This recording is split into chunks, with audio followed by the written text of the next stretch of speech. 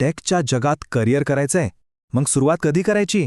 10वी नंतर, 12वी नंतर की ग्रॅज्युएशन झाल्यावर? नाशिकमधले एक एक्सपर्ट म्हणतात की खरी सुरुवात तर 8वीतच व्हायला हवी. हो, 8वीत. आता इतक्या लवकर का, हेच आपण आज समजून घेणार आहोत. एक विचार करा, आपलं जग टेक्नॉलॉजी आणि एआयमुळे इतक्या वेगाने बदलतंय, पण या बदलासाठी आपली मुलं खरंच तयार आहेत का? हा प्रश्न आजकाल प्रत्येक पालकाच्या आणि खरं तर विद्यार्थ्याच्याही मनात येतोय. आपण ना अशा एकाच जगात जगतोय जिथे रोज सकाळी काहीतरी नवीन टेक्नॉलॉजी आलेली असते. एआय तर सगळीकडे आहे. आणि याच जगात आपल्या मुलांना पुढच्या पिढीला त्यांचं करिअर करायचंय. मग विचार करा, हे सगळं समजून घेणं किती किती महत्वाचं आहे. बघा, पूर्वीसारखं फक्त शाळेचं शिक्षण आता खरंच पुरेसं नाहीये. आजच्या जगात टिकायचं असेल, यशस्वी व्हायचं असेल तर एक नवीन गोष्ट लागते, आणि ती म्हणजे डिजिटल स्किल्स. हा एक असा पाया आहे ज्याच्याशिवाय पुढच्या जगात उभं राहणं सुद्धा अवघड होणार आहे. ठीक आहे, मग हा पाया कसा बांधायचा? या डिजिटल युगात यशस्वी होण्यासाठी नक्की काय करायला हवं? कोणती अशी एक गोष्ट आहे जी सगळ्यात जास्त गरजेची आहे? तर हीच ती गरज आहे, डिजिटली अकॅडमिकली स्ट्रॉंग बनणं. आता हा शब्द थोडा मोठा वाटेल, पण याचा अर्थ एकदम सोपा आहे. म्हणजे काय, तर कॉलेजमध्ये आणि पुढे जाऊन नोकरीत यशस्वी होण्यासाठी जे काही टेक्निकल नॉलेज आणि कम्प्युटर स्किल्स लागतात त्याचा एक पक्का बेस तयार करणं, बस.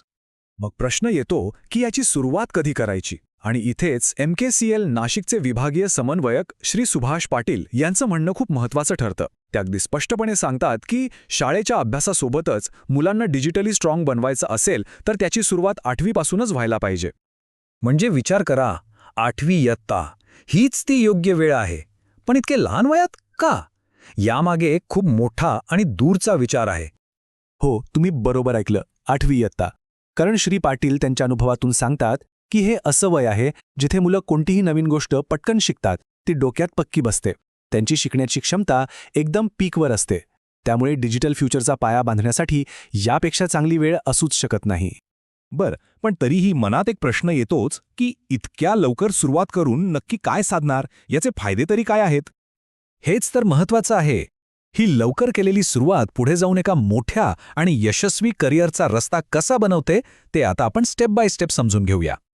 तर बघा, आयटीमधला करिअरचा रोडमॅप कसा दिसतो. पहिली पायरी 8वीत असतानाच MSc IT सारखा बेसिक कोर्स करून घ्यायचा. यामुळे काय होतं की कम्प्युटरचा पाया पक्का होतो. मग दुसरी पायरी एकदम सोपी वाटते, C आणि पायथॉन सारख्या कोडिंग लँग्वेजेस शिकणं. आणि एकदा का कोडिंग जमायला लागलं की मग येते तिसरी आणि सगळ्यात महत्त्वाची पायरी, AI म्हणजे आर्टिफिशियल इंटेलिजन्स सोबत काम करण्याची स्किल्स डेव्हलप करणं. आणि या सगळ्या स्टेप्स पूर्ण झाल्या की काय मिळतं?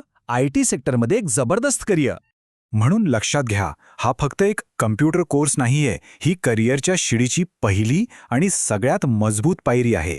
ही एक प्रकारे भविष्यासाठी केलेली एक स्मार्ट इन्व्हेस्टमेंट आहे. आणि सगळ्यात बेस्ट पार्ट काय आहे माहितीये?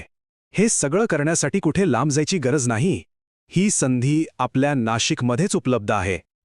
हो, नाशिक जिल्ह्यातच कम्प्युटरची ही महत्त्वाची स्किल्स शिकण्याची सोय आहे. आपल्या जवळच्या MSIT सेंटर्समध्ये जाऊन हे अगदी सहजपणे शिकता येतं. म्हणजे काय, तर भविष्य घडविण्याची सुरुवात करण्याची संधी दारात आलेली आहे, आता आणि इथेच. आणि जाता जाता मूळ लेखातलं ते एक वाक्य नक्की लक्षात ठेवूया. ते म्हणतात, राष्ट्र उभारणीच्या, तंत्रज्ञानाच्या आणि AIच्या ह्या जगात आपल्या पाल्याला उंच भरारी घेण्याची संधी नक्की द्या. तर मग हाच विचार मनात ठेवूया की उद्याच्या जगात ज्या संधी येणार आहेत त्यासाठी आज कोणती स्किल्स शिकणं हे सगळ्यात महत्त्वाचं आहे.